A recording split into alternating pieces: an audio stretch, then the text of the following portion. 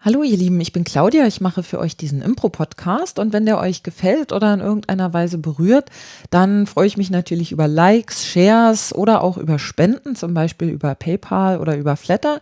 Infos dazu findet ihr in der Podcast-Beschreibung und jetzt wünsche ich euch viel Spaß. Herzlich willkommen, mein Name ist Claudia Hoppe, das ist Folge 46 meines Impro-Podcasts, diesmal wieder aus Berlin und jetzt, beziehungsweise now I'll switch to English. And with me is the world famous Lee White. Hello, Lee. Hi, thank you. World famous. Yes, I think you are, aren't you? There are different places in the world that I'm famous, I guess, in a sense, or at least I'm known. Okay, so what are those places, for example? Well, mostly I've spent a lot of time in Europe, of course, in Germany, in Canada, a little bit in the US, and then I've been to a few other places here and there throughout my travels. But I would say mostly I'm European/Canadian based. Okay, so you're traveling a lot, actually, aren't you? I travel a lot, yeah, I guess. I mean, it depends on what a lot is, but more than most Germans. I've probably been to more German cities than most Deutsche Bahn train engineers. Wow, cool. So, Lee, where are you from originally? Well, I'm from a little town called Winnipeg in a province called Manitoba in a country called Canada. It's right in the middle of Canada. Most Germans will say, is that on the east or the west? And then I say the middle, and they're very disappointed because they don't know anything in the middle of Canada because nobody does. And you have, as far as I remember what you told before, you have high temperature differences, right? From summer to winter. That's very true. In Winnipeg, in the winter, we'll get to like minus 30, minus 40, and then you get the wind in there. It can be pretty cold. And then in the summer, it's like plus 35. So it's a wide range. Yeah. And Wow. I could be wrong about this, but it's never fun to say that on a podcast, so I'm absolutely right. Winnipeg has the widest range of temperature for any sort of city in the world. And where do you live right now? Right now I'm living in Berlin. I'm living in Neukölln, not too far from here. And I've been in Berlin for about 2 years now, officially. For 2 years. 2.5. Uh-huh. And what brought you to Berlin, or what triggered the decision to live here permanently? Well, I think like most, let's say North Americans that come here, I don't like the term expat as opposed to like foreigner or refugee, you know, but I came here like most others for work and love. Okay. Nice. So for work, what do you do here then in Berlin? Well, that's a very good question. I wish I knew, no? I teach improv a lot in Berlin, and of course, again, I travel a lot as well as I perform in Berlin, and I do a few other non-improv-y kind of things, but mostly I'm teaching and performing improv. Okay. And do you consider going back to Canada one day? I consider that one day I will go back to Canada, yes. Will I go back there to live? I don't know. Okay. I don't know. Uh-huh. So what do you like about Berlin then, apart from the reasons that you already mentioned that brought you here in the first place? Obviously, Berlin is a big city. I don't know if you've noticed. Let me think. So in the sense of just being a human and enjoying things like art and music and these kinds of things, Berlin has so many options every night of the week. So it doesn't matter what kind of obscure kind of music you're into or weird kind of art, you can always kind of find a place where there's people that like that there. And I love that. Growing up in Winnipeg, there was one cool record shop and there was one cool music club and there was one cool this. And so having options is really nice. And do you make use of these options a lot here in Berlin? I think, like most Berliners, not as often as I should. You know, like the first time I was in Berlin was 2001, and I've spent a lot of time in Berlin between then and moving here. So I've done a lot of the touristy things, and I've done a lot of the like go exploring kind of things. And part of the other reason why I wanted to move to Berlin was to have a base that was close to my traveling. In Canada, it's not so easy to go home for the night and then come back to Europe the next day. So being in Berlin, I can relax a little bit more throughout my traveling. So I I don't take advantage as much as I should. Okay. So, but you still like explore whatever museums, exhibitions, stuff, theater or whatever. I try. Usually what happens is someone says, "Oh, you have to go to this," and then I go to that. Okay. But I do try. Okay. Cool. So Lee, we want to talk about impro or improv. Maybe first question for you, is it impro or improv? Well, I grew up calling it improv, and I think impro comes from the Johnstone book, and I'm not sure why he called it that, and I'm not sure why others have called it that either. But I'm at the point now where I don't even really hear it anymore. It's just both the same word to me. Okay, cool. That's an interesting attitude, because I know there are people who for whom this actually is a topic, because they consider it a difference. They consider a difference between improv and impro, because impro is the Johnstonian thing and improv is the American, whatever that means, thing. Right, but Germans calling it impro because exactly. of Johnstone, who's technically from England but lived in Canada. It doesn't make it more European. And if you say that you're doing Johnstonian work and then you called it impro, that might be cool. But I think there's a lot of people that call it impro that are not really connected, or let's say doing it in the style of Johnstone. So I don't really buy into that. I mean, people do that all the time with like improv exercises. Like, this is freeze. No, it's called claps. No, it's called stop and make up a new scene, and everyone gets so defiant about it, and they, especially when you're young and you're just getting into improv and someone teaches you a new game and you're like, that's what the game is called, and someone calls it someone else, and I've seen people argue about what the name of an exercise is, and I'm like, this is really the most important thing we could talk about right now. Like, how about we talk about how to make it better versus what it's called? So, what's the difference? I think in German, coming back to the word, impro is just makes more sense in German, because in German, improv doesn't really sound like a good word. It's a better word when it starts with ends with a vocal, Well, it's in this modern social media world, as words get shorter and shorter, maybe in 10 years, we'll just call it imp. Maybe. Who can tell? Or the big eye or something. The like big that. eye. Yeah, that sounds a little frightening, actually. It actually does. Yeah. Big Brother is watching. Yeah. Or like a religious kind of thing.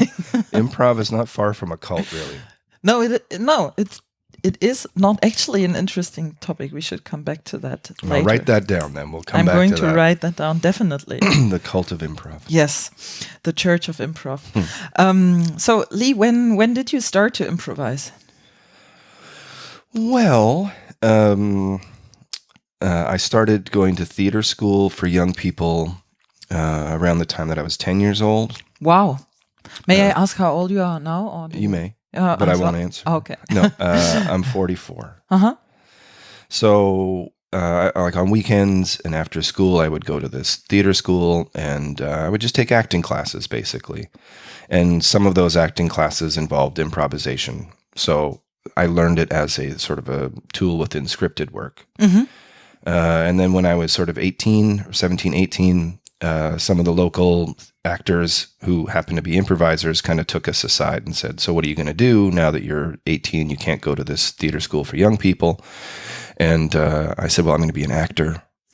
And they said, well, you live in Winnipeg. No one's going to hire you. So what are you going to do? And I said, I don't know.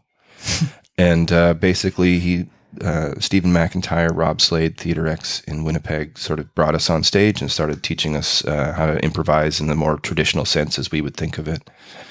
And so that was about 92, late 91 is the first time, September 91 is the first time I remember sort of being on a stage, improvising in a way to entertain an audience that wasn't my family. Okay. And that was when you were like 17, 18? 17, 18, yeah. Okay.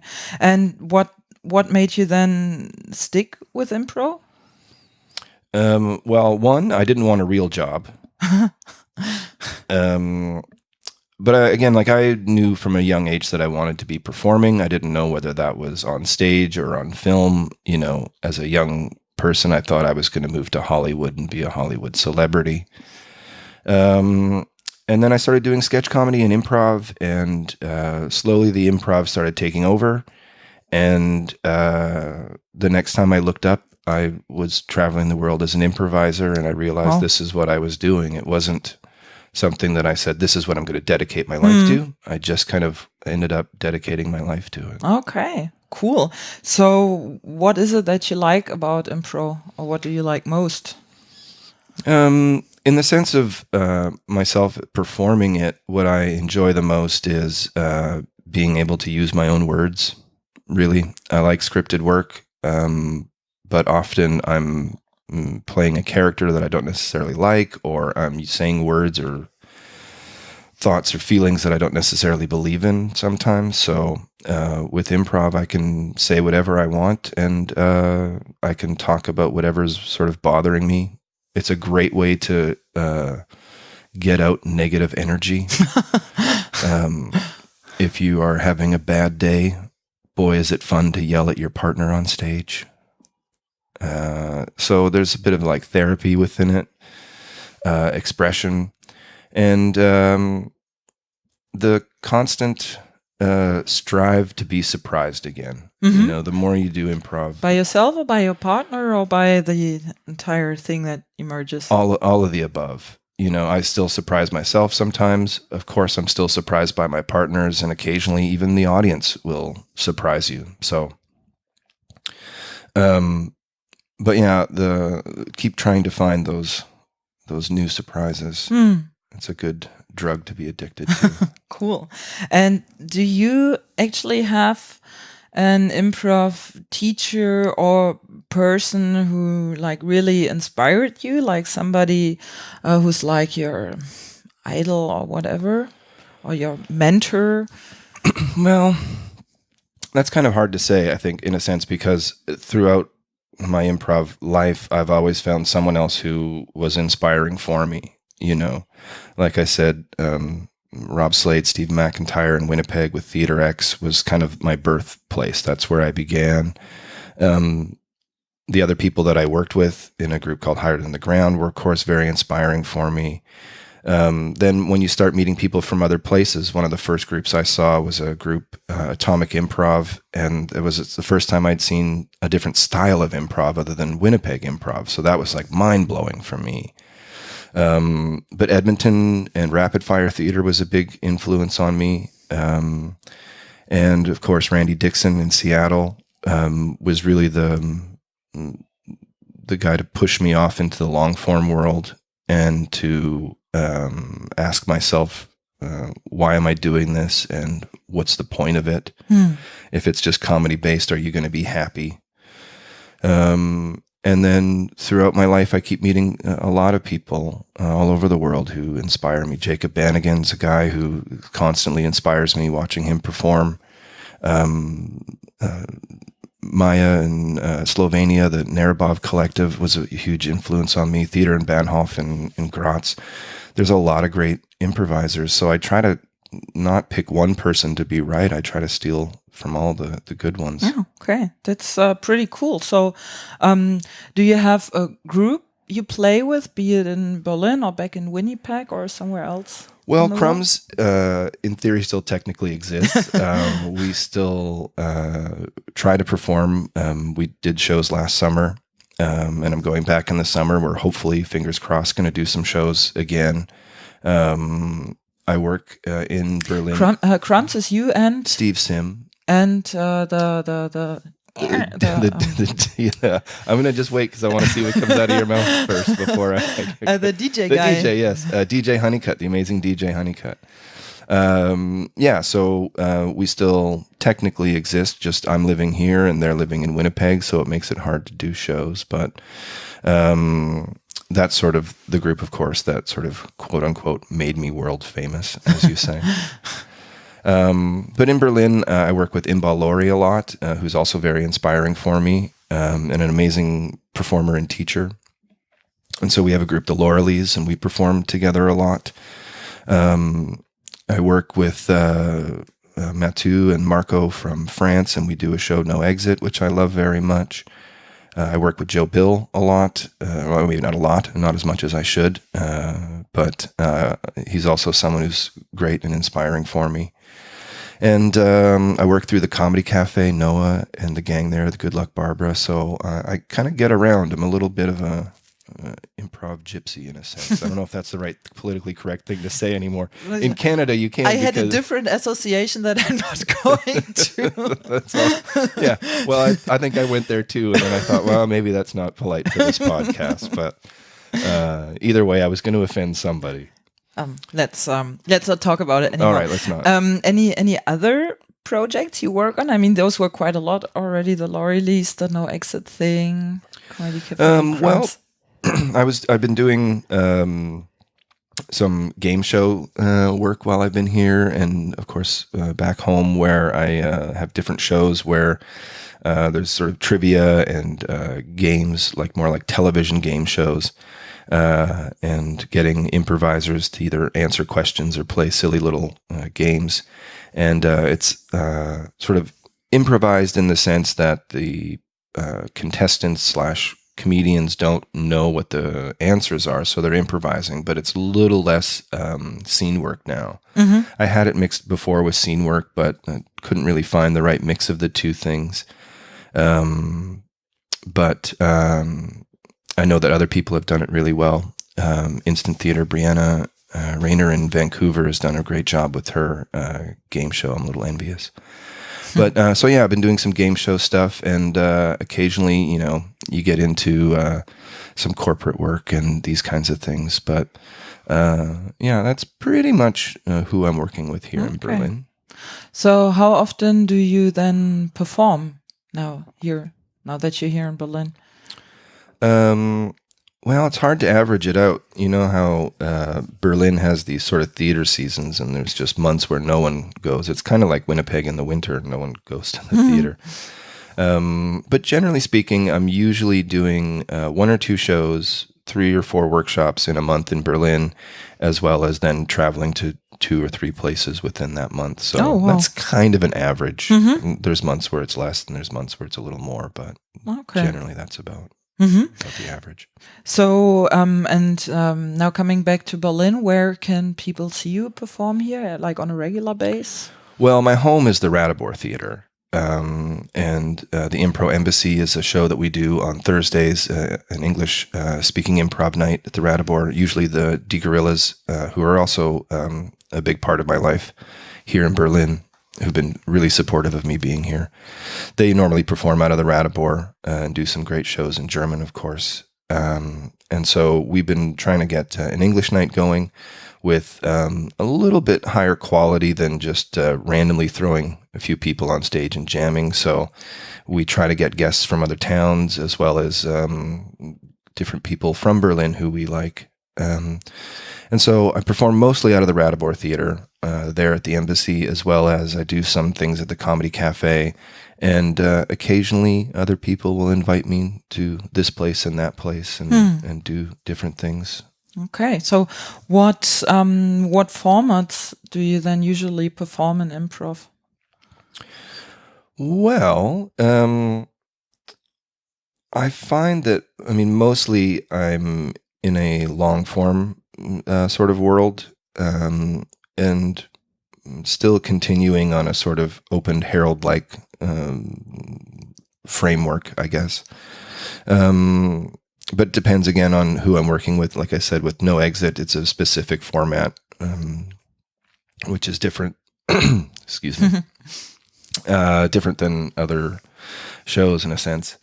But I find that I'm more interested in the inspiration from the audience and how to tell the stories versus a specific structure. I think improvisers can get a little bogged down with rules and structure. And if you have a great structure and a terrible story, it's still a bad show. No. So what's then your favorite format, or do you have one? Well, another show that I've been doing a lot is what I call the 15 Minutes of Fame show, where I invite audience members that have never done improv before. And that for me is a lot of fun because I'm really having to work hard. It's a great exercise. I can imagine. For improvisers.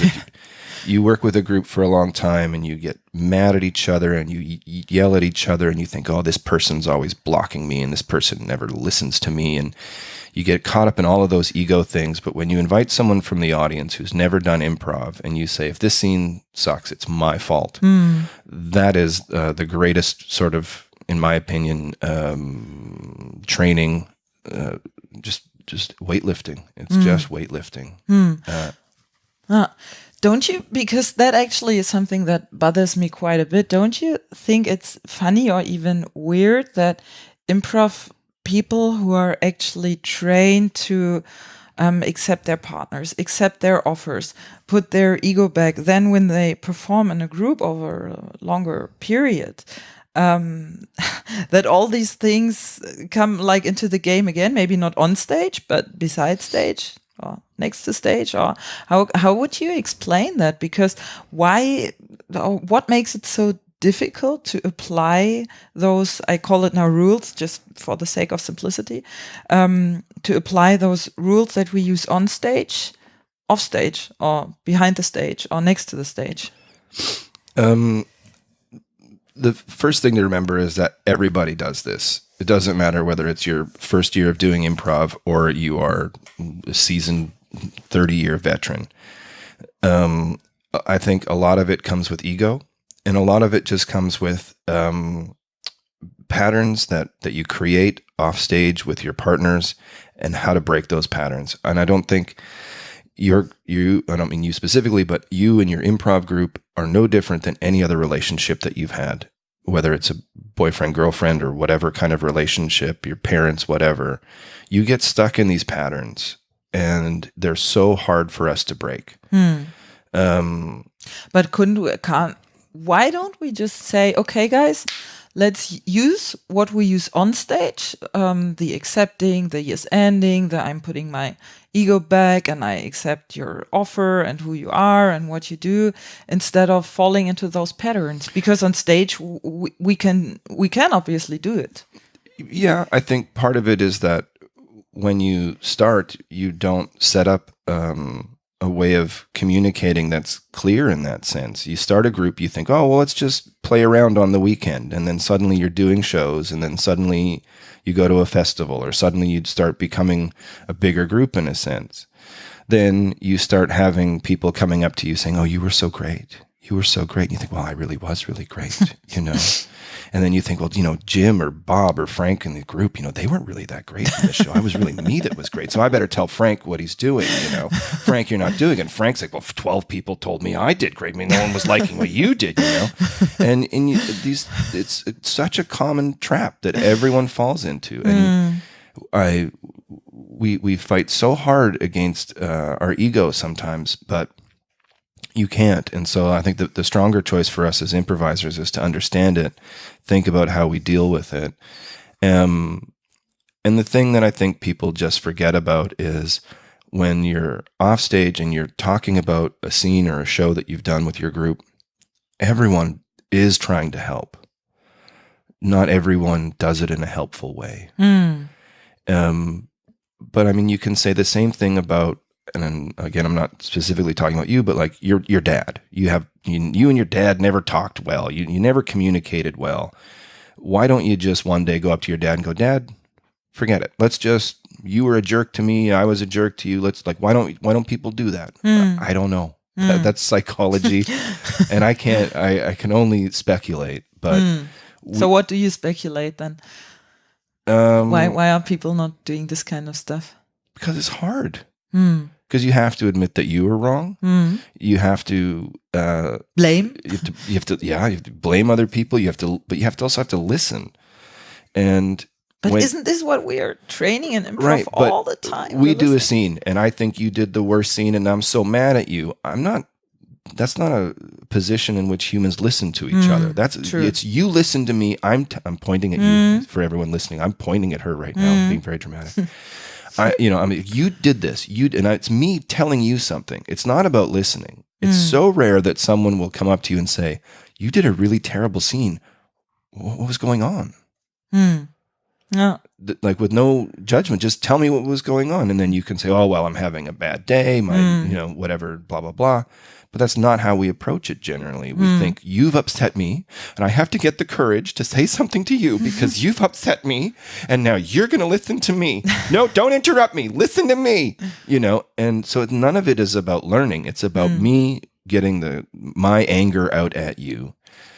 Again, I'm not a psychologist, but this is what I've noticed in a sense from my past. But you have a lot of different kinds of groups. You have big ensemble groups where you have, 10 or more people in it. You have power structures within that. One person is in charge. Everyone else has to earn their way up. You have specific groups. As an example, Crumbs. Crumbs is pretty much a duo. That's all there is. So there's different structures to how those group works and those group dynamics. And then you add history and time, Yeah. There's a lot of little things that you get heard about. I did a show and they didn't say I did a good show. Well, I'm not going to say they did a good show the next time. And you get all these little things, and it builds up a way of non-communicating. I find it so funny because my personal experience and also what I see and hear from other people is when they start improvising, it's opening up like an entire world for them to suddenly not I don't know the English word, like to push stuff away and say no, but to say yes and let it come to you and then just deal with it. And many people then decide to use this in their life, like in their daily life or in their work life or whatever, and this entire thing of applied improvisation. So why can't we do the applied improvisation then, like with those guys? That's what really bothers me. And yeah, but also like think about it in this sense. You start doing improv and you're so open to everything, and you take all these workshops and you learn from 10, 15 different people, and you pay a lot of money to take a workshop with so-and-so or this person. Then you start to go, well, I want to start teaching. I want to start, part of it is I want to do improv. I love it. Part of it is I want this to be more of a job in my life. I don't want it to be a hobby. So then they start teaching, and then they start having these other people who come in and go, oh my God, I don't know anything. You're brilliant. Then you start saying, well, I am brilliant. I do have a lot of great ideas. And because you're new at teaching, you start, you don't charge as much money as other people. Other people are introduced to improv like this. You get this head and this ego, and you start to say to yourself, well, I know what I'm doing. I know how to do this. And so then when someone else does something that in your mind isn't right, you know the answer. You built it into your head. And I've met so many people who after 5 years of doing improv are teaching and traveling and teaching. And I'm thinking, this is more dangerous for us than helpful. And I mean, I've taught some workshops that I didn't think I did a good job. And I taught some workshops where I thought I did an amazing job of inspiring these people. But it's the hardest part is to keep in mind you're an idiot and you don't know anything. And even after my however many years of doing this, I'm still asked questions where I don't know the answer, or the answer is, I don't know, can you make it work? And you can't fill a book with, I don't know, if it works, it works. It's a very short book. So there's all of these factors that add up to these egos that people, I think, struggle with. And again, group history. It's not just what happens on stage; it's what happens off stage. Yeah, definitely. Yeah, for sure. I mean, it's like, I would say it's 80% what happens off stage and 20% what happens on stage, or maybe 30-70. But yeah, but that's probably about the average time that you'd spend together. It's probably about 20-15% of the time that you're on stage, and then the rest is off stage, whether it's backstage or rehearsals or going to a movie or whatever. Okay. Lee, one more biographical question, and I have to ask this question. It actually was born by placed it with Randy Dixon first, and I asked him, did you ever have a proper job? So you already mentioned this, but nevertheless, just for the sake of completeness. Then I'll have two answers for you. One, no, I've never really had a proper job, but yes, I have had other jobs. Like what? What did you do? Well, I worked in a warehouse of a. What is a warehouse? Lagerhaus in German, isn't it? Yeah, I think Yeah, so. okay. Basically, there was a store and they sold furniture and televisions and refrigerators. And when you bought one, I went into the back and I got a machine and I pulled the refrigerator out and I helped put it into someone's car. Okay. I worked for one summer as a games guy at a carnival, like you throw darts at balloons or you pick a duck out of the water and you win prizes and there's rides and stuff. I did that for a summer. I used to work in a retail store in Winnipeg for a period of time. And then I also, the only sort of real proper job that I ever had was I worked in daycares, kindergartens, and took care of kids with disabilities. Okay. For how long did you do this? What period of time? Probably, that's a good question. Probably close to 10 years. Wow. I started working mostly with kids and then realized that when you work in a daycare, there's like one teacher for every 7 or 8 kids. And then if you work with a kid with special needs, then it's one-on-one. And that was a lot more interesting to me than being in a room full of screaming children. So I really got into that, and I worked a lot with autistic kids. And back in Winnipeg? In Winnipeg, yeah. And then when I moved to Vancouver for a couple of years. And there I worked in in-home care, so homes that were set up for specific, I don't want to say kids because some of them were adults, but different people with different disabilities. And so I'd go there, work for 8 hours in this house and take care of. Okay. Have you heard about this project that Dennis Döhler has, the Oh Ja thing with autism and improv? Yeah, he was around a few years ago during like the Berlin Festival here that the Grill has put on. And so I think I met him a few times. And when he talked to me about it, it was just like, oh, yeah, that makes perfect sense. Absolutely. When working with autistic kids and basically anyone with disabilities, being an improviser is a great tool to have under your belt, because most people that are trained to work with kids or people with disabilities are taught these rules and these structures, and they try to get these kids to fit into them. And we're already agreeing, we're saying they have special needs, so that we're saying they don't fit in. So why are we trying to make them fit in to this structure that these adults have made for them? And being able to improvise was a great advantage for me. And basically, with very little official training, I was able to keep that job just because mostly I was able to go with the flow of things. Cool. Nice. And did you have any? Yeah, you just said untrained was the word I think used, but did you ever have like any studies or training or education in that sense? That I don't know. Not officially. Like a lot of the people that I would work with had been to like school for 4 or 5 years or however long to train in it. But because generally speaking, there's so few men in that industry, I was pretty much welcomed pretty quickly into it. I'm a sympathetic, caring person, so that was kind of helpful in a sense. And then again, with this sort of improbability, I was able to entertain and keep the kids kind of calm. So, and then once I was there, I would do, different sort of training things. They would have special conferences and that kind of stuff. So I went to a few different things about autism, and autism is really fascinating to me. So I really got into that. I did an interview also with Dennis, but it's in German, so I don't know if you... well, I'll get there one day. I'm trying. Yeah, it's pretty interesting because he talks about his project and what he does to approach those kids, because he has a son with autism, and that was basically the starting point to initiate this project. So. And you mentioned before you did theater and improv because you actually didn't want to have a proper job. So why is that? Why were you so clear that you say, no, guys, I'm not going to do that? Well, it'll be hard for the people on the podcast to recognize this, but you can see the horrible shape of my body. I'm not a sports person.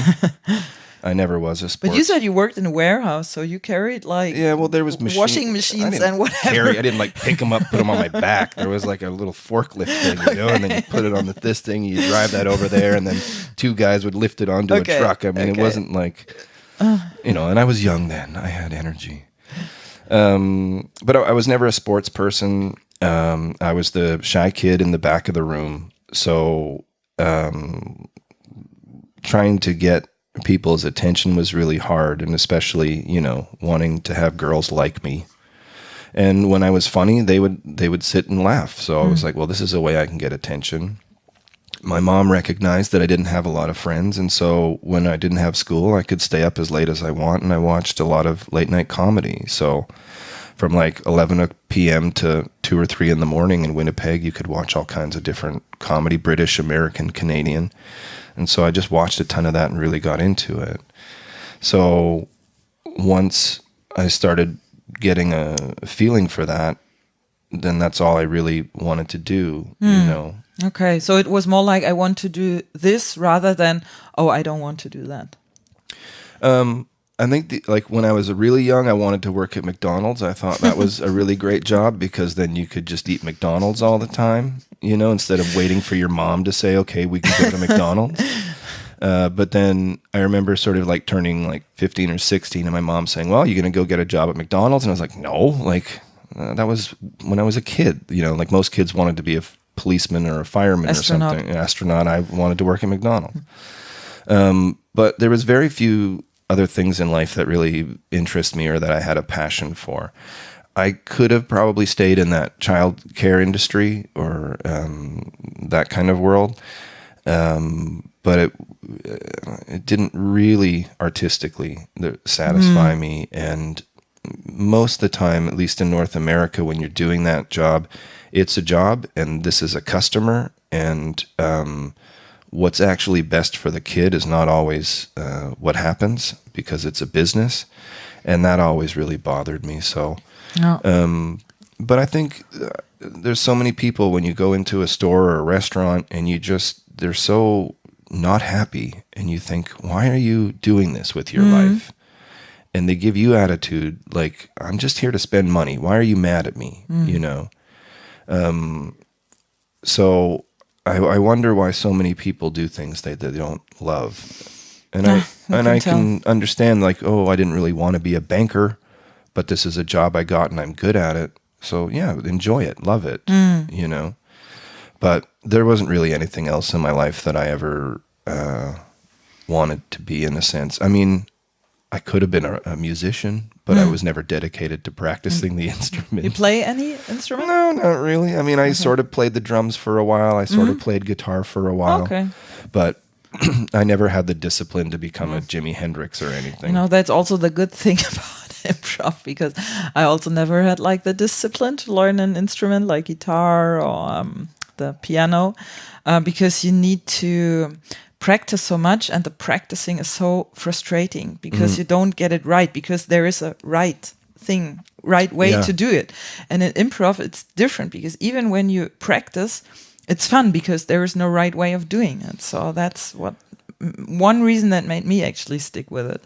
If you're doing it right, when you do it wrong, it's still fun. Yeah. And I say this all the time in my workshops, but even the best of us in the improv world are, barely making it by. And so if this isn't fun for you, if this is painful for you, like sometimes someone will say to me like, I got to go meet my group. And I'm like, don't. Like, if you're really suffering every time you meet with your group, don't. Just tell them, I don't want to do this anymore. You're not getting paid enough. So if it's not fun, exactly. Sometimes people think that they're on to some great discovery, that they're going to create this amazing thing that's never been done before. And then after 5 years, you're like, where's that thing? And you get more and more frustrated. And then I'm like, well, why don't you just try having fun instead of creating this mysterious thing that no one ever really seems to make, or very rarely seems to make.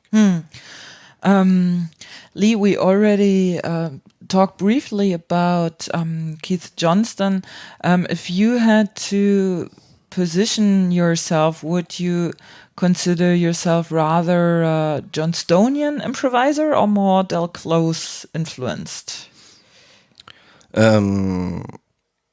Well, I think most people that have worked with me or talked to me about Johnstone kind of know my feeling about him.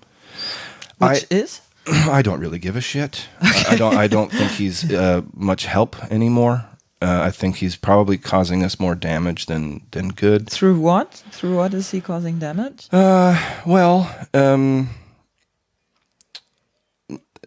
There are those who say that when he goes to do a workshop occasionally, as an example, he'll purposely do a bad workshop so that people stop making him a guru, or he'll basically not really enjoy the things that he's quote unquote created, which also I don't really believe that he created. But I have met some great teachers in my time, but the best teachers that I've ever worked with are teachers that are doing it. Someone who's been on stage and is constantly on stage and can help you figure out what's happening there. It's not so hard to get paid a lot of money to sit and watch someone do something and say, I don't really like it. Cross your legs differently. You want to kiss her. It's easy to kind of direct stuff and say, I don't like what you're doing. But to go to a doctor and who hasn't done surgery, you wouldn't let them open your chest. Maybe I'm not being very eloquent, but so I'll try to be more polite and just say that I read his book when I was in theater school before I was 18, the book Impro, and I thought, it's got some stuff in it, and then I moved on. I mean, there's also a personal story within it, which is growing up in Winnipeg. It's a small town, and we were doing improv in a way that wasn't like Toronto, Edmonton, Vancouver, or Calgary. And we didn't know that. We just were doing our thing. And one of the first groups that we met from out of town were from Johnstone Loose Moose. And they basically told us to quit doing what we were doing and do theater sports. If we wanted to make money and really be successful, we should do theater sports. And I didn't really follow that advice. And if I would have, I wouldn't be here now. And I enjoy when I see a show, when I see people who've created their own path and created their own show and created something that, whether it's good or bad, is them.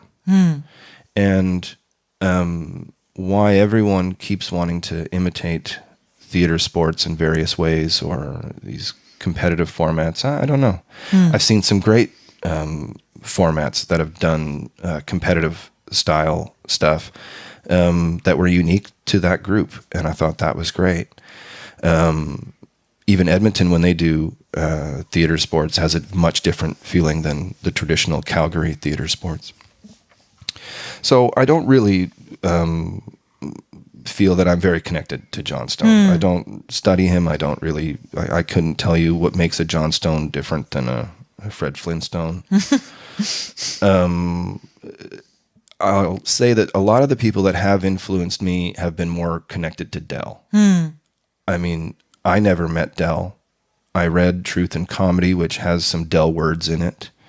I've seen a few little clips of Del talking about things, but I don't have a personal connection to Del at all. So I don't really feel like I come from that school. Okay. If there was one teacher that I had to say influenced and impacted me the most, it's probably Randy Dixon, who again is probably more connected to Del than Keith, but I think he's connected to both in a sense. But really, I don't find that I'm connected to either school. And I feel like I just talked a bunch of crap about Johnstone that wasn't very clear or precise. So before anyone wants to email me about that, I'll just say that maybe I wasn't very clear. But again, I think it's dangerous when you say any one teacher is the most important, or this is one way to go and this is the way to do it. And I met a lot of people from Calgary who will, to your face, tell you that you're doing it wrong because it's not like Johnstone. And I think that's absolutely deathly to improv and there's crushing to the artistic side. There's obviously some kind of a need for a guru, although I think Keith very much rejects that idea of being a guru. And my impression was that he actually doesn't like that people are quoting him like that this is his school and this is the way he teaches it, right? Because he actually just wants to have fun. That's my impression. I have. There's ways to combat that. There's bad ways. You can go the Kurt Cobain route, which I wouldn't suggest for anyone, even Johnstone. But there's ways to make yourself less guru'd. Okay. And I'm not necessarily, I don't know that he has the best strategy for it. Okay. But that's my opinion. I've had one workshop with him, and I've met him one other time in a sort of casual-like setting. And the workshop that I took with him, the half of it to me was weird of him directing, and I didn't really understand what he was aiming at. And the other half of it was him talking about drawing people's faces. So I wasn't terribly impressed by the workshop. But again, I don't really read his book. I haven't met him very much. I only have other people coming up to me and constantly talking about Johnstone. So for me, that's probably where most of my negativity comes from. Okay. Is other people saying, well, you know what Johnstone says, and I go, no, I don't. What do you mean? You're the world famously white. You must know what Johnstone said. But no, I don't. And do you read books on improv a lot, or occasionally? Not a lot. No, very occasionally. And something has to really, like, people will tell you, read this book, read that book. It's like when someone tells you to see a movie. Sometimes you mark it down in your head. Other times you go, there's no way I'm watching that movie. Oh, thank you. That sounds great. But it's very rare that I would read a book about improv. And if I do, there has to be something in it that is triggering an interest to me. The last book that I read that I really enjoyed was The Aerodynamics of Yes by Christian Capozzoli. Okay. And thought it was a great little book. It's a really nice introduction to his philosophy, as well as that 4-track format. And if you want to say that yes and is the base of improv, and I don't necessarily agree with that entirely, but if you want to say that, then this book on it is yes and on steroids is what it is. And it was the first time that I've seen someone say, here's a new approach to yes and in the last, let's call it 20 years, So when you say you don't necessarily agree with yes ending being the basis of improv, what is it instead? For me, it's listening. And I find that teachers will make up these rules for beginners, and then we forget to take those training wheels off the bicycle when someone's getting more experience. The amount of times in my life where I've had a conversation, because you know what happens, you go to a festival and then everyone's sitting around and you're having a few drinks, and then someone comes up to you and goes, let's talk about improv now. You go, oh, okay, yes, it's a party. Let's talk about improv. And the amount of times that I've had to sort of explain to someone that yes and doesn't literally mean the words yes and. The idea is my partner says something and I should accept that, listen to that, and move it forward. Now, does that always mean yes? The word yes? No. No. But I think that is clear, and I think that is also clear to most people, that yes doesn't literally mean yes. It can also mean no if the scene is like that. If that's true, then why do people say that there's blocking? One of my, what is the word, pupils, trainees said, and he was quoting Keith Johnson, blocking means that an offer is not given the possibility to be taken into the future, which is kind of a complex definition, but I think I know what he's up to. So blocking actually means if you just kill what was already there, and it doesn't mean that not somebody cannot start again something or build even on that. I think blocking is a very subjective thing, Yes, because what I you agree. consider as a block is something I might not consider as a block, Absolutely. and vice versa. So, and every block can be, like the term is, reframed to be an offer.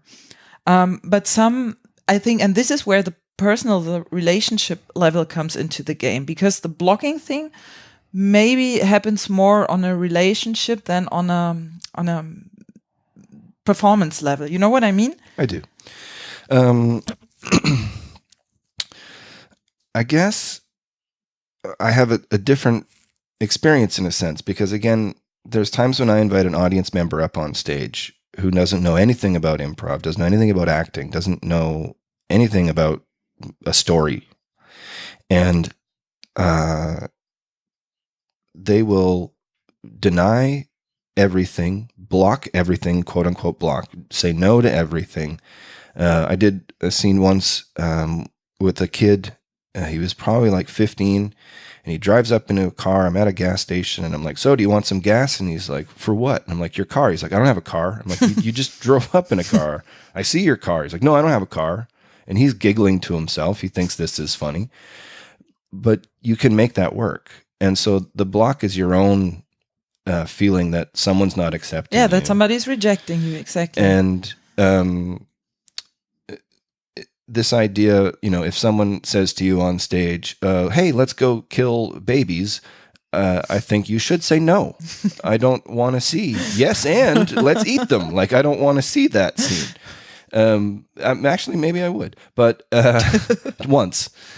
So this idea of yes and I feel that just a little differently, that there are people that take it a little too literally, and the accepting of an idea sometimes always doesn't look like it's being accepted. Yeah, sometimes it could be just like smart-assing, kind of thing. Right. Well, if that word exists in English. There's this drive with improvisers that they want to do more serious improv, and they want to do more dramatic improv. And if you want to create a story about a couple and they're in an abusive relationship, they can't start the first 5 minutes of that scene saying yes and to everything and then suddenly become violent. I think they can say yes, and they can say yes and to the abusive setting, to the men being abusive to the women, yes, or vice versa. I mean the literal yes and, where like everything is nice and everything's fine, and then suddenly one character just definitely switches and says, now this is about something else. But the yes ending in that context means something different from my point of view. It accepts, okay, we're in an abusive relationship. It accepts, okay, I'm the victim, you're the... Yeah, that's not exactly what I meant, though. What I mean is that we have this no conflict, very polite, nice 5-minute beginning to a story where everything seems nice and there's nothing really happening. And then suddenly it switches to this violent, abusive, whatever kind of relationship. And so for me, that in a storytelling sense, I need clues within that first 5 minutes that things are going to turn bad. I want to sense the trouble coming. And I also want to believe when a character makes that switch. And a lot of times I don't when I'm watching performers. Have you seen what is really great, at least I think, from Michael Wolf from the Gorillas? He has this Fassbender format, and that's really a tough one, I think. Right. I did an interview with him as well. So, I think one thing to keep in mind is that I come from a storytelling background. So for me, the beginning, middle, and end, and the story having a message or a thought, or so, and I'm not saying I do this every time. Yes, I fail, but my drive is to always tell a story that teaches the audience something.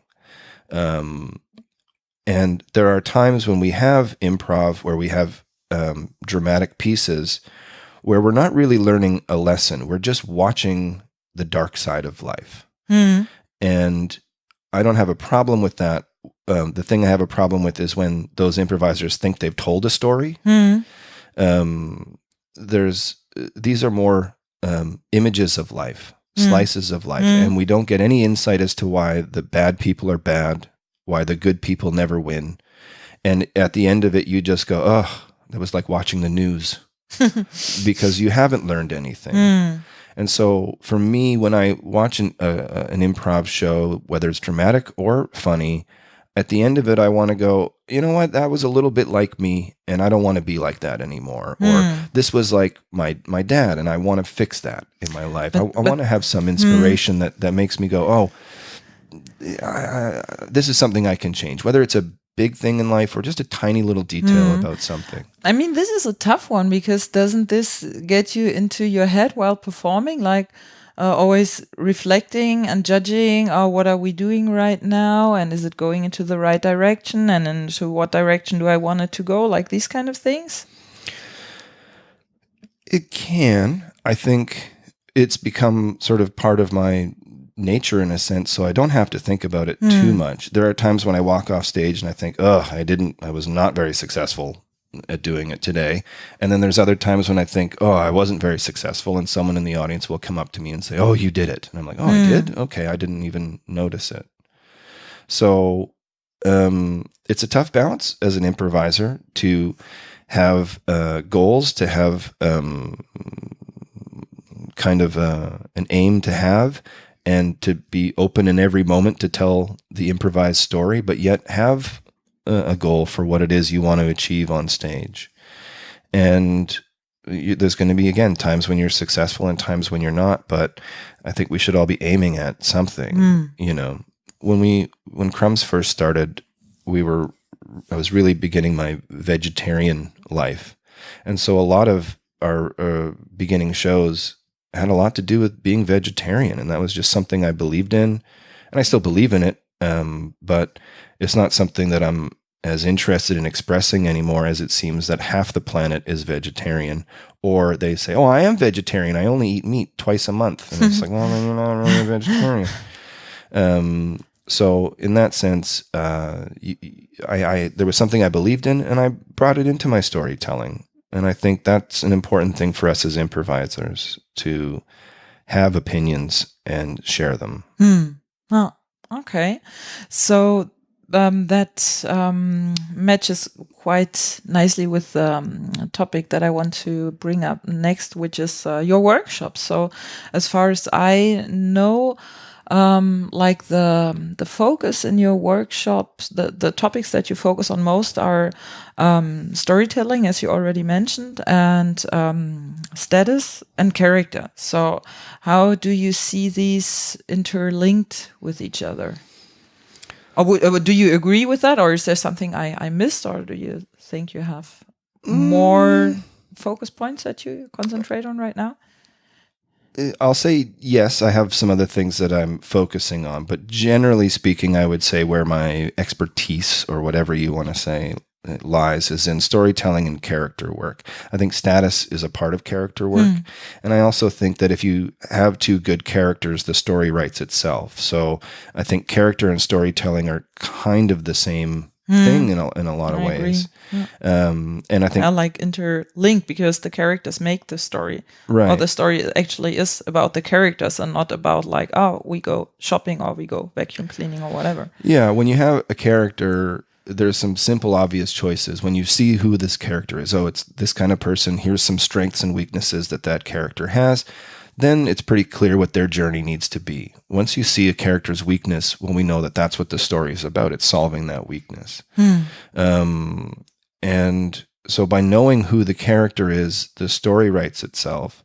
But we as improvisers have to be aware of all of our storytelling options, which is basically studying stories. You know, I get into a few arguments sometimes with my girlfriend about, well, why are you watching this really crappy television show? And I'm like, it's actually important because this is another way of telling stories. And I want as much influence as I can for different storytelling. Like what crappy television show? Like some... Well, when we used to tour for like 3 months in Europe. So every 3 days, another town. So travel workshop show. And I'd do that for 3 months. And I'd get home and I would just watch 3 episodes of Friends in a row. And I hate Friends. I don't, but part of it was just hearing English again. Part of it was just getting back into here's some new storytelling things because I don't watch Friends. But there's a lot of great bad shows. I'll give a shout out to my buddy Paul Anthony and the original Full House. It's a terrible show, poorly acted. But in the sense of storytelling, they hit so many classic cliche sitcom story structure that, yes, you can say, well, it's not very funny and it's not very this, but as far as the storytelling goes, it's classic. It's absolutely a classic American sitcom with a few twists, but generally speaking. And so that's really what I'm looking for. When I go to a movie, I can go and watch a crappy movie. I don't enjoy it, but I can at least go, well, here's what I like about what they did in the story. I might say, oh, I wish they went this way or that way. But then that only makes me understand what I want to do in stories more. So storytelling is about studying stories, understanding stories, and that goes back to ancient myths. I think it goes back to ancient Sumeria or wherever, when the first recorded stories that we have, they're not that different than the stories we have today. And I think our human brain has either evolved or however you want to call it to understand stories in a certain way.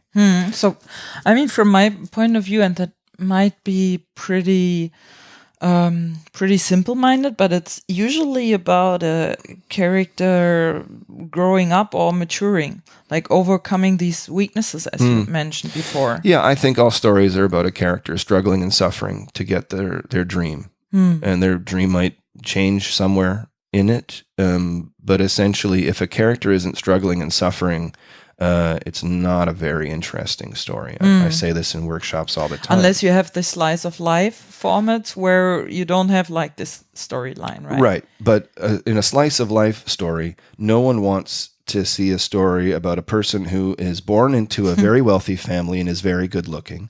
They go through school very easily. They marry a very beautiful person who's very rich. And the two of them have a couple of babies and live happily ever after. No one wants that. You can still say, well, it's a slice of life. It happens, but no one's interested in it. If we see a slice of life, we want it to be dark and bad and someone gets hurt and someone is mean and awful. And gets punished or not. Right. Well, in the slice of life, they often don't get punished. And this is another topic altogether, is how improvisers are terrible at tragedy. Great at comedy, terrible at tragedy. Because, again, someone has to get punished. You have to learn a lesson for a tragedy. But getting back to what your original question was, I would say, storytelling and character is a lot of my main focus. I've also been focusing a lot on conflict in stories right now, starting scenes with conflict. And when I say conflict, I mean two characters that are having struggle. They're not smooth, happy people from the beginning, not necessarily the conflict of the overall story, but how characters should have some conflict. And the classic example I love to give is Luke Skywalker and Han Solo at the beginning of Star Wars, the greatest movie ever made. They don't really get along. They both have similar goals in a sense, but their morals and their viewpoints are not the same. And they're really, in some ways, very opposite characters. But yet they get along. They both don't want the Empire to win. They both want to save their butts and get off the Death Star. They just disagree about how to do it. And that conflict is great in the movie. It's absolutely fantastic storytelling technique. And so I think a lot of times we as improvisers try to yes and each other and get along, and we miss out on some great storytelling things. But I mean, the reason, and maybe this is again the difference between beginners and not so much beginner improv players, because what improv teachers or trainers usually teach is avoid conflict. Yeah. Because many people, especially when they start improv, when they go on stage, they they escape into conflict because it makes them feel safe. The story doesn't have to go on. They don't have to change.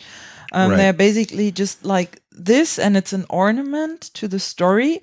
But nobody of these characters, of these figures, actually gets changed by the conflict because it's too dangerous. Right, but there's a difference between two high-status characters having an argument, which is usually what it ends up being.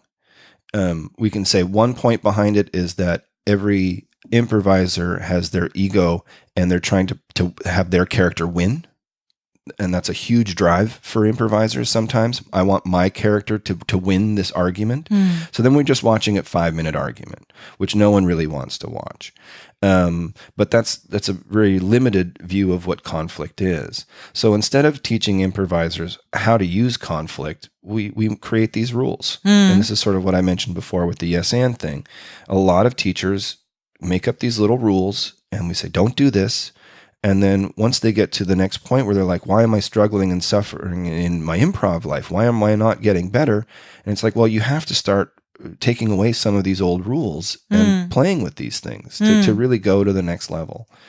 And conflict is a big one. And there's a lot of times where I'd say about 2 or 3 hours into my workshop, someone will put up their hand and say, yeah, my teacher has told me very much that I should not be using conflict, and you are saying quite the opposite. And I'm like, yeah, I am. And so let's have fun. And two characters in conflict isn't an argument. When you have and this comes back to status. You need a high status and a low status, and both have to respect that status. And it's when both are trying to get the upper hand or the higher status that it turns into that argument. It can work. You can have two improvisers who are totally funny, totally witty, totally fast, and you can watch two kings have an argument, like a Oscar Wilde like witty back and forth argument, and it's entertaining, but it's not really a story. No, exactly. It's an ornament, like I don't know any better word. It's a great word.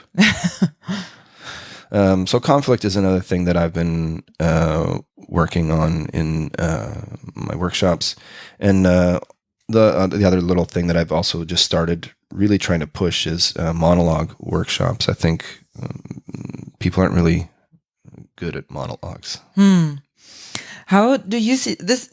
Is just a thought that came to my mind. How do you feel about this? For me, it's a paradox, because on one hand, we say there are rules we should overcome. And many people actually say there is no right or wrong in improv. And nevertheless, we sit here and talk about what is good and what is bad, and in a sense, what is right and what is wrong. You know what I mean? Yes. How do you feel about this paradox? Well, first of all, this is a podcast in which you're asking me my opinion. So I'm giving you my opinion. I'm not suggesting that everyone on the planet should be doing improv like me. In fact, if that happened, I probably wouldn't be very interesting anymore, and no one would be interested in me. So I'm just giving you my opinion. At the end of the day, and I hate that, I wish I hadn't have said it, so let's just erase that. Are you getting an audience? Are they entertained? Are you satisfied by your show artistically? If the answer is yes, great. Don't change anything. But the fact is that most improvisers want more. They want to push themselves to do something bigger and better. We all want more shows, more audience. And what do we do to get that? And so what we do is we take workshops, we listen to podcasts, we read interviews, we read books, and we try to have more and more influence that comes in that inspires us to change and create something that's different that people want to see. And we have a wide range of improvisers. We have people that are just starting who are doing shows in 5-seat cafes, and we have people who are doing it weekly for 300 people in huge theaters. And that's a huge range. And then we have an audience that still, the world is not very familiar with improv. And so when they go to see that 5-seat cafe show, they get a negative impression of what improv is, and they won't go and see the 300-seat professional group. And so this is a constant problem that we're going to have with improv. And there's plenty of articles and things that people have written about how improv is not a legitimate art form, that it's only ever going to be mediocre. And it's half true, because a lot of the people doing improv are not professional improvisers. It's like going to see a jam show with a bunch of jazz musicians and then thinking, oh, this sucked. I hate music. It's like it's too big of a category. You can't hate all of music because you saw one bad band. But that's not the way improv is viewed. So I kind of got sidetracked. What was the original question? The paradox between, on the one hand, there is no right or wrong, and on the other hand, many people having like a philosophy which they consider right. Yeah, but if it works, it works, you know. And there's improv groups that are very successful that I watch their show and I think, not only would I not want to pay to see this, I wouldn't want to be on stage with these people. I wouldn't want to do improv that way. But they've got an audience. There are a lot of people who artistically I disagree with, not just in improv. There's bands I don't like. There's art I don't like. But I can't go to every museum and tell them, I don't like Picasso. Get this guy out of here. You know, I have to accept that there's a lot of different art in this world and everyone does it differently. But what is the gauge of success? Is it that you have an audience? I don't know. Is it that artistically you're doing something that no one else is doing? I don't know. You're not getting an audience, blah, blah, blah. So yes, it's a paradox, but I'll give you another great example. One of my favorite improvisers on the planet who doesn't really improvise anymore was a guy named Aaron Salazar out of Vancouver. And he broke every improv rule. Like there was no yes and, there was no nothing. And I would do a scene with him and my favorite scene is he would say, Maria, bring me a teapot. And I'd go off stage and I'd come back and he'd, not that teapot. And I'd go off stage, I'd come back with another teapot. No, Maria, not that teapot. And this went on for like 5 minutes where the only things he said was, Maria, bring me the teapot. And I'd go off stage and I'd come back, no, not that teapot. And then at some point, like I'm obvious, like this is going on too long. Even the audience is a little like, what's happening here? And then finally he says, Maria, I want a divorce. The lights go down, the audience freaks out. You can't teach that to beginner improvisers. It was the way that he did it. It was the way that his personality, his character, his energy, he made that work. Everything about it was totally wrong by every textbook of improv. But it's still one of my favorite scenes of all time, you know? So that paradox basically comes down to, you know, does it work? And how do we gauge what was working? But then if you argue like that, you can basically do theater, sports, and take the most stupid suggestions ever and enhance it with a couple of sex jokes, and then you have big audience. But is that successful or not? It is. So, you know, there you go. Some people like Nickelback. I don't know why. Some people like Celine Dion, and I'm only going to mention Canadian bands. Some people like things that you don't like, you know, whether it's, look, Harry Potter puts out a movie. There's lineups around the block. A French man makes a black and white avant-garde film of two men smoking and eating a baguette for 20 minutes, and no one wants to see it. But one doesn't... Unless it's maybe Joe Bill and Philippe. Maybe. But again, like, are we saying artistically one is more successful? Financially one is more successful? What do you want to be known as? What do you want to be seen as? I am lucky in that when Crumbs started, we were just doing what we wanted to do, and it turned out that other people were interested. When did you start with the Crumbs, actually? Technically like 97, 98 in there. And again, we were doing our own thing. We weren't trying to imitate other people. we were not successful for a very long time, and we were criticized by newspapers and people for not doing what everyone else was doing. And there was other groups in Winnipeg who were doing what I would call, television comedy, easy Canadian improv, and they were very successful. They were making way more money. But I just knew in my heart that if I did that, I wouldn't be happy. And I loved those guys. We had a great scene with a lot of different kind of improv in Winnipeg, but that wasn't who we were. So we couldn't do that. And so I think if you talk to those people who are doing theater sports and are getting big audiences and they're doing the same show every week, there's a percentage of those actors that are going to say, I love this. This is what I love to do. And there's going to be another percentage that say, I'm sick of this. I want something more. Can't improv be something more? And if you look at a lot of the companies that do theater sports, the theater sports will sell out, and then they'll have a long form night on Thursday that doesn't sell out. But the actors are more artistically satisfied by that show. So what is success? Is it finance? Is it art? Is it the artistic quality and integrity of your piece? And you have to decide that as an improviser. What is it that I think makes me successful? Is it having money in the bank, or is it feeling that when I walk off stage, I go, yeah, that was an amazing show that I'm proud of? What is it for you? Well, it's a mix of both. I mean, I've moved to a big city. It's not exactly cheap. So I've got to make money. But this is something that happened with Crumbs that I'm also very proud of, was that we were able to stay ourselves and maneuver and figure out how to do a corporate show, how to entertain a group of people who work for a carpet company and still stay true to who we were and not sell out or feel like we sold out in that sense of doing things we didn't believe in. And there's still a few times when I go on stage and I do something and I think, that was kind of cheap. That's not really what I want to do. So I just try not to do it as much. But there is a way for you to do what you want to do artistically and be financially successful, but it takes work and it takes a different way of looking at what you're doing. But it is possible.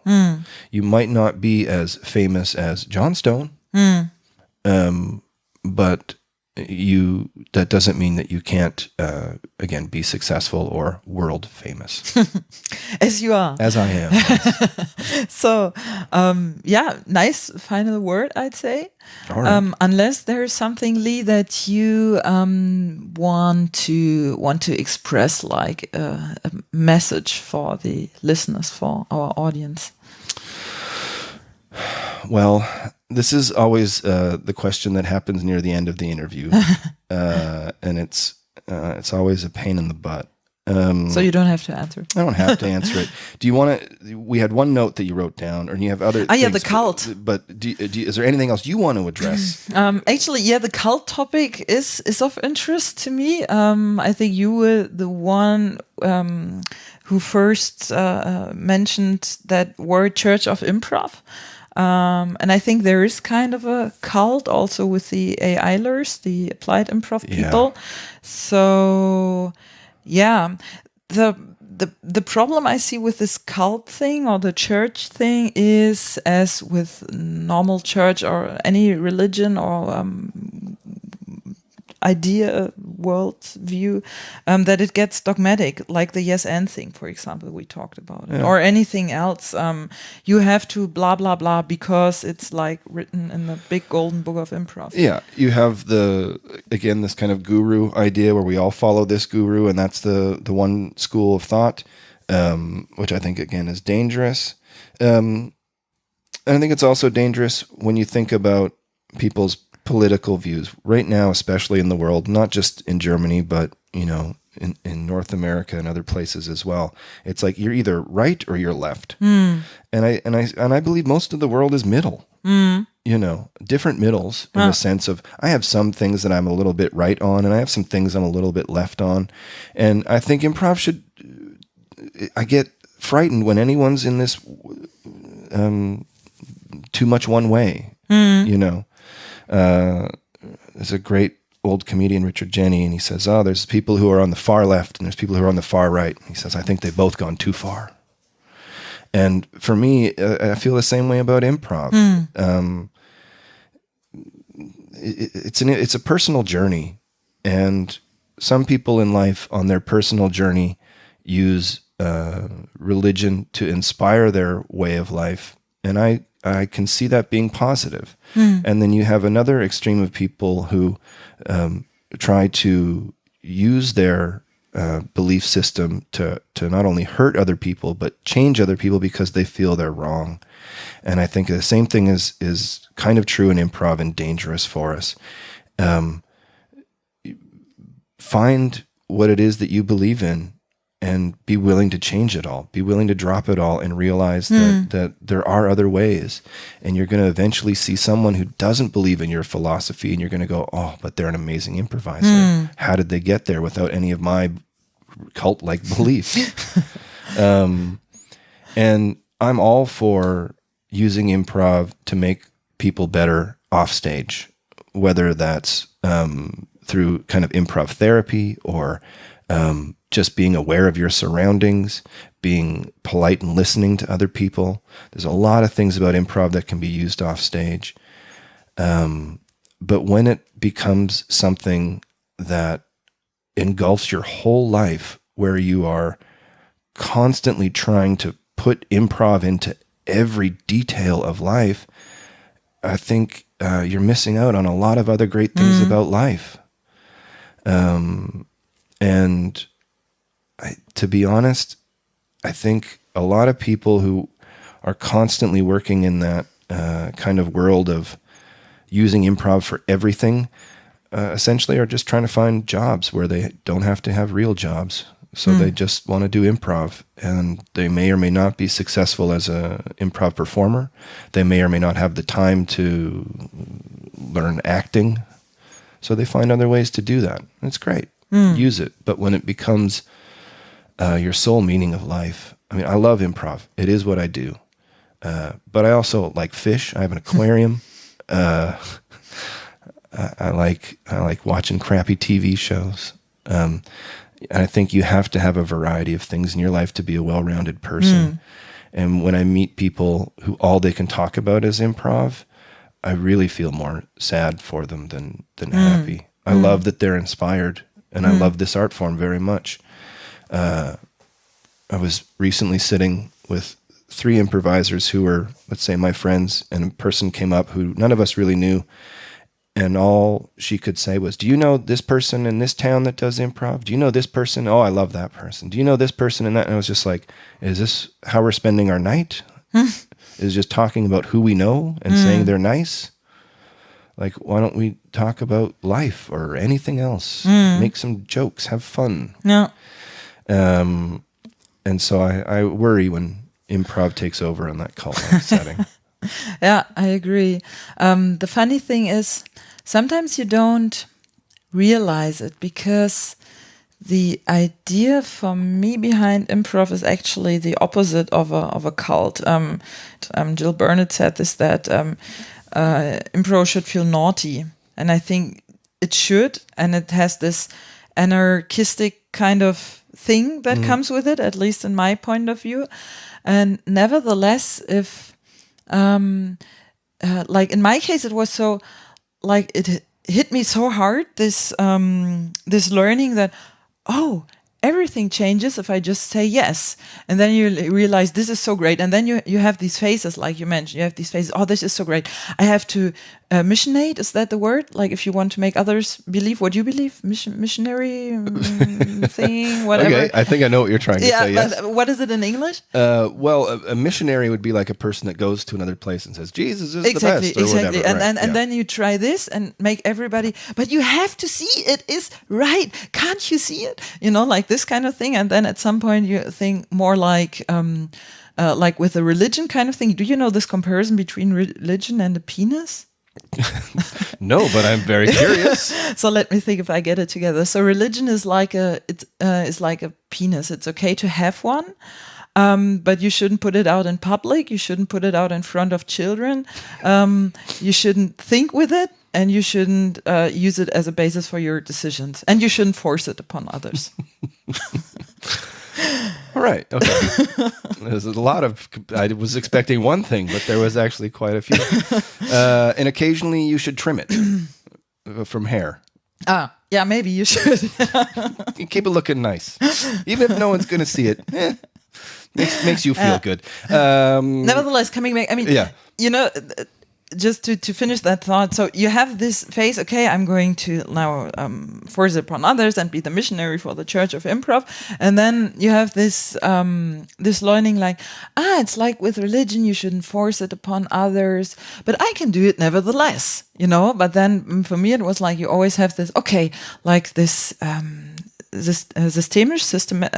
Systemic point of view. If I'm going to change, the system is going to change. So as if you could like force the change, but that's different kind of thing. So you think, okay, I'm going to change, and then everything else is going to change sooner or later too. But it's not going to happen. I can tell you, I've tried it.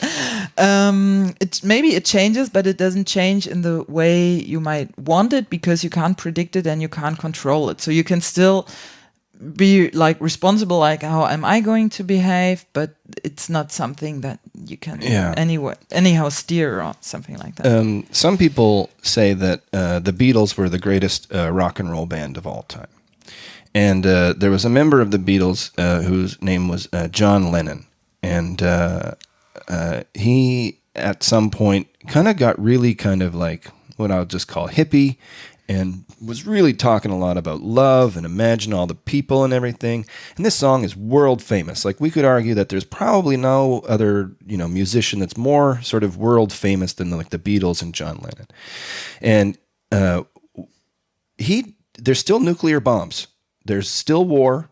There is still hatred, racism, and violence all over the world. John Lennon himself couldn't stop it. So we as improvisers, we're not going to change the world. We can influence it, and we can say that John Lennon did a lot of great things to help change people's minds about things at a time when it was needed. And in a way, he made the world a better place, but he didn't change it in such a way that suddenly everything was just perfect. And that's not the way the world works. But we as improvisers, we can take that as a great lesson to say that our shows should help an audience. We should inspire the audience to want to change and to make the world a better place. And if we do that, you don't have to go off stage and convince them all that improv is the way. You just do it. And when I go on stage and I'm successful, I feel like I'm helping the world, as silly as it sounds. And maybe it's just a small thing. Maybe it's just someone calls their mom the next day and reminds her that they love their mom, or they buy flowers for their girlfriend, or they do something little. And it's those little things that I think we can change. And this cult thing gets us into this mind frame that we are going to fix the world with improv.